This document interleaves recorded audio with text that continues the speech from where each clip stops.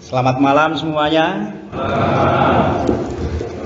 Saya akan menjelaskan ini dulu, bahan Prapaskah. Ini agak berat. Ketika saya mempelajari ini, yang pertama saya renungkan itu adalah bagaimana supaya kita betul-betul bisa menjadi fasilitator. Fasilitator itu memfasilitasi supaya para umat yang hadir di pertemuan Prapaskah mendapatkan kemudahan. Itu yang pertama harus kita pahami. Lalu yang kedua, apa yang bisa kita lakukan sebagai fasilitator supaya nanti ketika bertugas betul-betul bisa memfasilitasi kemudahan. Saya merenung dengan menempatkan diri sebagai fasilitator.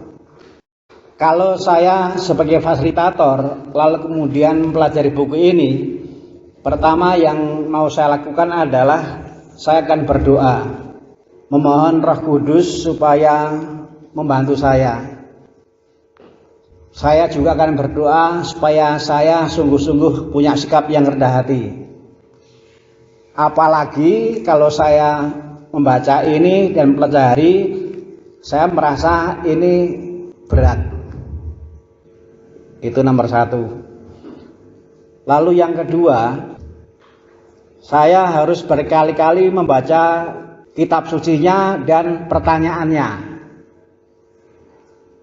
Saya membaca bukan hanya sekali, bukan hanya 2 kali, tapi berkali-kali.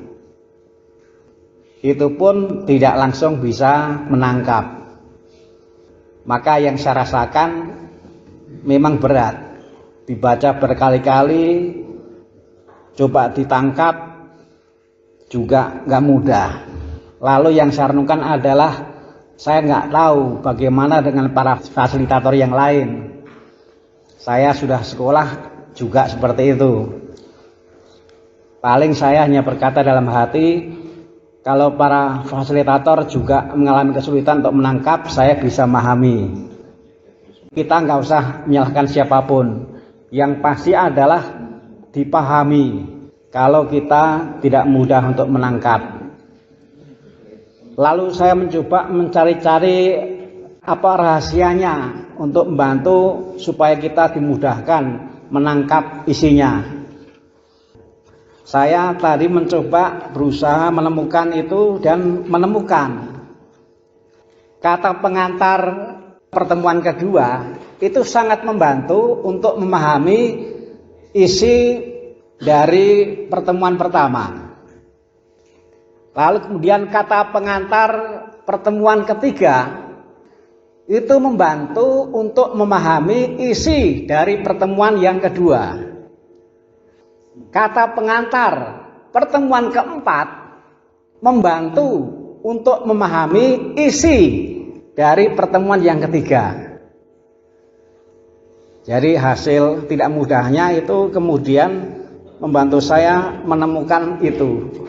Nah, ini saya sharingkan, barangkali nanti juga bisa membantu untuk memahami. Lalu kemudian saya juga merenungkan, apa sih yang penting di masa Prapaskah? Di masa Prapaskah yang penting itu adalah doa, mati raga, dan amal kasih. Maka saya mengusulkan bahwa kita dalam gereja ini kan nggak sendiri tapi bersama. Maka memang juga harus ada mati raga bersama. Mati raga bersama yang bisa dilakukan oleh lingkungan sebagai keluarga, yaitu pertemuan Prapaskah dalam rangka mati raga tidak ada konsumsi. Termasuk juga tidak ada minuman. Judulnya mati raga. Kalau gereja mengatakan mati raga, itu maksudnya adalah inilah cara saya berpartisipasi terhadap kisah sengsara Yesus. Dan memang kalau dibandingkan nggak ada apa-apanya. Tapi mudah-mudahan Justru karena tidak ada apa-apanya, maka kita agak sulit untuk tidak melakukan mati raga itu. Nanti ini juga bisa kita sampaikan kepada yang punya rumah, yang menjadi tempat pertemuan. Ini pertemuan Prapaskah juga dijiwai oleh semangat mati raga, semangat mencicipi sedikit kisah sengsara Tuhan Yesus. Dan mati raganya yaitu dengan tidak ada konsumsi, termasuk juga tidak ada minum. Ini perwujudan konkret yang nyata, yang sederhana, yang jauh lebih sederhana dibanding kalau kita mendalami ini.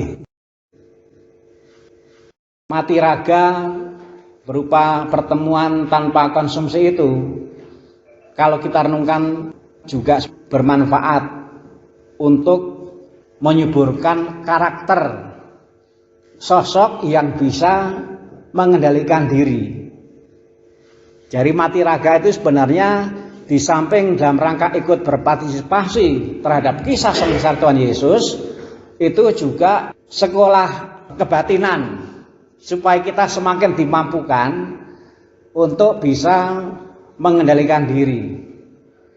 Dan kalau kita berbicara mengenai berkontribusi kepada masyarakat, sekarang ini masyarakat juga butuh sosok-sosok yang semakin terampil mengendalikan diri.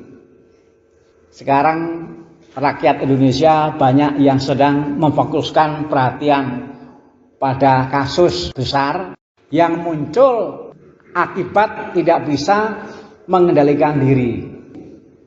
Jadi sebenarnya mati raga bersama itu juga bisa membantu untuk hal yang lebih besar. Nah, kita bersyukur bahwa gereja itu ternyata menyediakan hal yang sederhana, tetapi itu bisa berdampak besar kalau betul-betul dijalani dengan penuh kesadaran, dengan penuh komitmen, penuh niat. Lalu kemudian yang nomor 1 tadi, doa. Bagus kalau dihimbau, para umat dihimbau supaya di masa Prapaskah ini juga berdoa seperti yang tadi disebutkan oleh Pak Simon. Berdoa untuk masyarakat. Dan juga sungguh bagus kalau dalam pertemuan Prapaskah nanti juga diselipkan doa untuk masyarakat. Kalau orang membutuhkan bantuan rumusan, puji syukur ada. Tetapi kalau mau spontan juga nggak apa-apa. Bahkan kalau misalnya mau dalam hati juga nggak apa-apa. Misalnya, mari kita hening sejenak. Dalam hati kita masing-masing berdoa untuk masyarakat. Kalau kita berbicara mengenai masyarakat, ada banyak yang bisa dijadikan bahan doa. Masyarakat itu ada rakyatnya, juga ada pemuka-pemukanya, ada orang susahnya, juga ada orang yang bisa membantu orang susah. Silahkan mau mendoakan yang mana. Kita berusaha betul-betul menjadi fasilitator yang memfasilitasi umat supaya dimudahkan untuk ikut peduli terhadap masyarakat. Ada satu lagi yang diharapkan, fokus pastoral juga selebrasi. Saya itu merenung, saya bersyukur bahwa keuskupan itu juga punya acara selebrasi. Hanya kalau keuskupan yang diharapkan kan selebrasi tingkat paroki. Lalu saya merenung, wah ini kan hanya minimal. Kalau maksimal ya lebih dari itu. Jadi ada selebrasi tingkat lokal, ada selebrasi tingkat lingkungan. Saya hanya membantu memberdayakan yang ada saja. Lingkungan itu kan biasa toh mengadakan syukuran perayaan Natal. Kemarin kan saya tahu di Cigugur ada, di Sukamulya ada, di tempat-tempat lain juga ada. Selebrasi itu perayaan, syukuran. Nah, tapi ini kaitannya dengan fokus pastoral. Supaya kita ini tidak hanya diingatkan untuk ayo bermasyarakat, ayo bermasyarakat. Nah, kita juga yuk kita bersyukur bersama. Tepat yang dikatakan Pak Simon tadi. Dan memang saya melihat ternyata umat kita ini banyak kok yang sehari-hari sudah bermasyarakat. Memang nggak pernah diliput oleh wartawan. Yang pasti adalah kita semua itu pada dasarnya sudah bermasyarakat kok. Yuk, sudah bermasyarakatnya kita ini, kita syukuri. Paskah itu kita merayakan Yesus yang menang. Yesus yang bangkit. Yuk kita Paskahan dengan bangkit. Bukan hanya Yesus yang bangkit, kita juga bangkit. Kalau selama ini kita hanya mendoakan supaya atau berpesan supaya ayo bermasyarakat. Bukan hanya menyuruh atau mengajak ayo bermasyarakat.